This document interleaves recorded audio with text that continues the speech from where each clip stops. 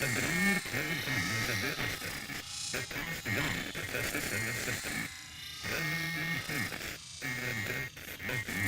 the age after the fall of the Orokin, the grand clade families of the Ostrons were cast wide across the solar system, roaming and homeless in their great floating markets.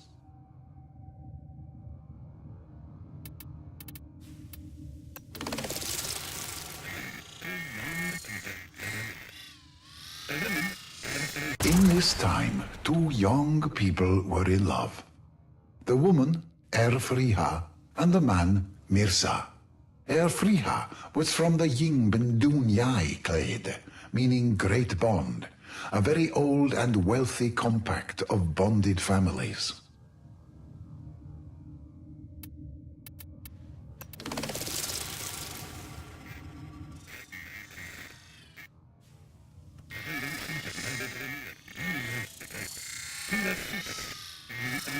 Mirza, however, had no clade, his family having been shattered by the Grineer many years before. He was Cetus, meaning landless, cladeless, a body turned to dust, turned to motes, on a careless wind. Friha belonged to families within families. Mirza was alone.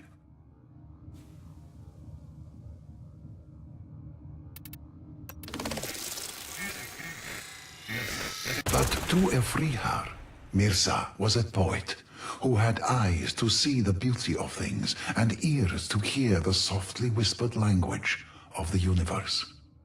I know a place, he said, where I may be homeless no more. I have heard a voice, and it leads me there. Come with me.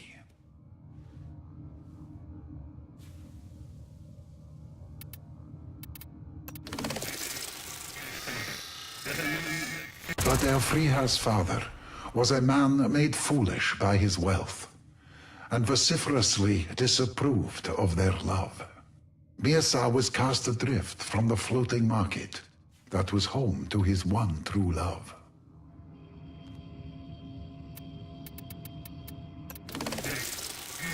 Friha and Mirza ran away together, as lovers do, and were never heard from again. Rent by grief, her family thought her dead. Her father passed away, clutching her cameo, at peace, thinking he would see her soon, in some moonlit afterlife.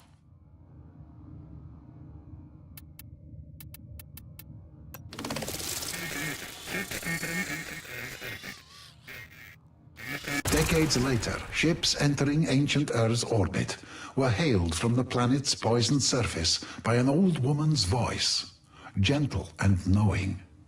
Traders would call for her, greet her, offer the latest news on their families and lives, but never did they learn anything of this woman, save that she had a husband and they were, somehow, happy living on the toxic skin of that hostile world. The old woman would always ask those travelers of news of the Yingbin clade.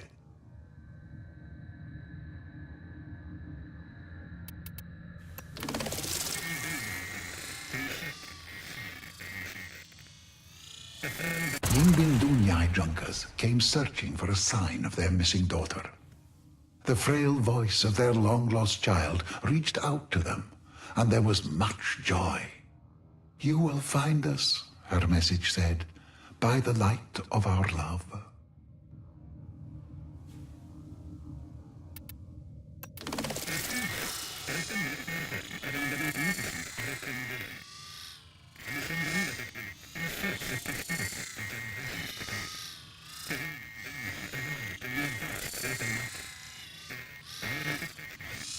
Friha bade them make their home around a magnificent Orokin ruin, promising them that it would be a source of prosperity for generations to come. The Yingbin arrived in their vast floating market. There, by a ragged coastline, winked a point of light. Follow the brightness of the love between Mirza and I, said the message, and be safe from all harm.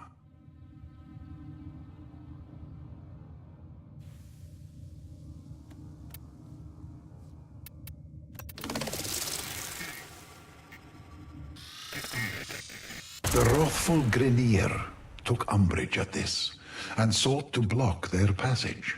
But upon approaching that ancient Orokin tower, found their transmissions silenced, their engines turned cold, and their weapons reduced to lumps of dead iron.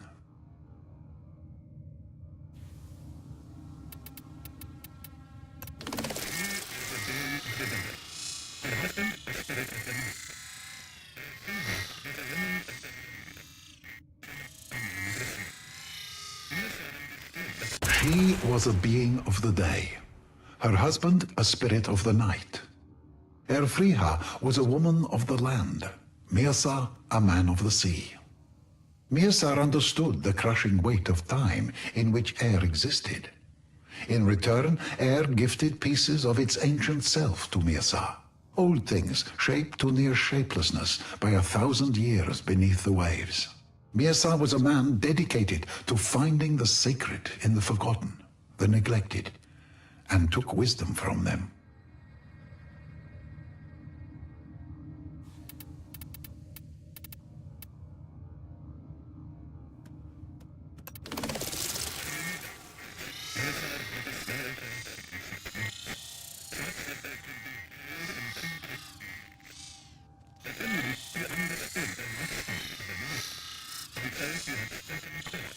After many decades, Mirsar had a small collection of such gifts, such that they could be held in two cupped hands. But in them he understood the lifespan of a world, and so he had struck an accord with the creatures of the sea.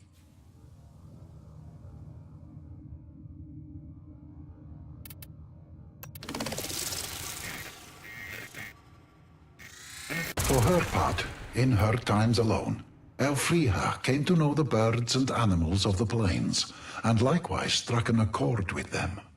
Even the tortured Eidolons, creatures of this world and the next, left them in peace, and made the lands around the tower safe for the Ostrons.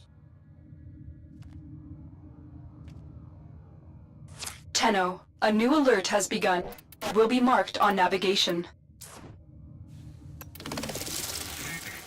At the center of this place was the tower, and within the tower was the Unum, the voice, the force that had called Mirsa and Elfriha there so many years ago for this exact purpose.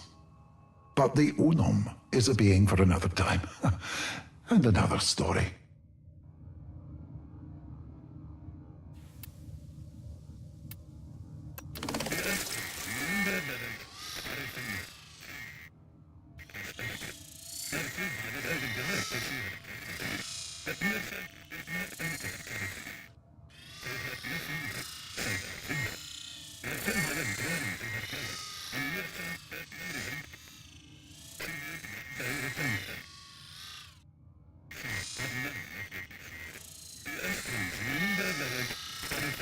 The Ostrons named their village Carifomil, family and prosperity.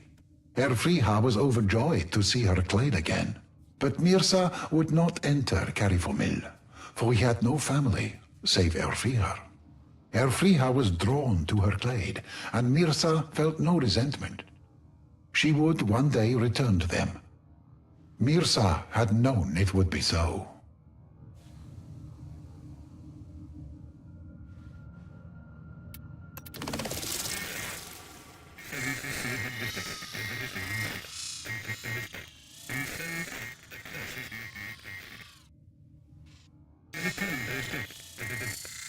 Mirsa took the things the sea had gifted him over his long life, and took to his boat, and sailed out across his midnight ocean. He returned those gifts to the deep, and himself to them too. But this was no death into which Mirsa stepped, for a world is made of cycles upon cycles. Mirsa stepped into his midnight ocean, falling down into it. And the deeper he sank, the larger he became. This is how the oceans of came to be the home of the 1,000-year fish, legendary, vast, reclusive, the rare sight of which changes men. One of the great ancient spirits of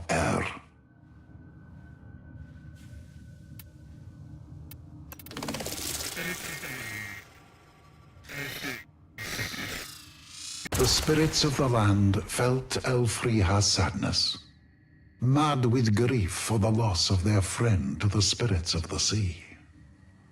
The accord broke down, the animals and eidolons returning once more to wildness.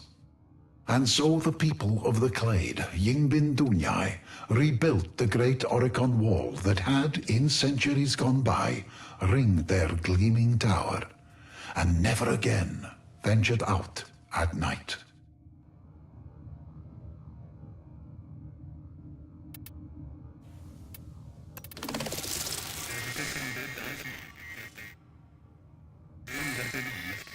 The villagers decided as one that their home would no longer be known as Carifamil, family and prosperity. From that day forward, it would be known as Cetus, landless, of no one clade, home to any who are blown as dust on the wind. Elfriha lived there the rest of her days, and for the remainder of her nights she held vigil atop the walls of Cetus, looking to the sea, and, some say, occasionally catching sight of a great fish, like an island in a midnight ocean, looking back at her with love.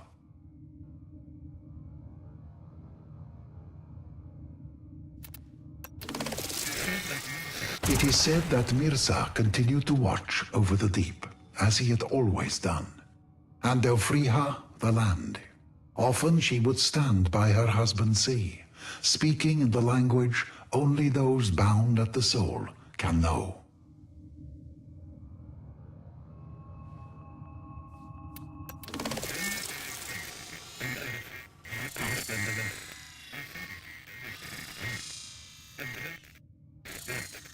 When the day came and Elfriha passed from the world, her family buried her on the land.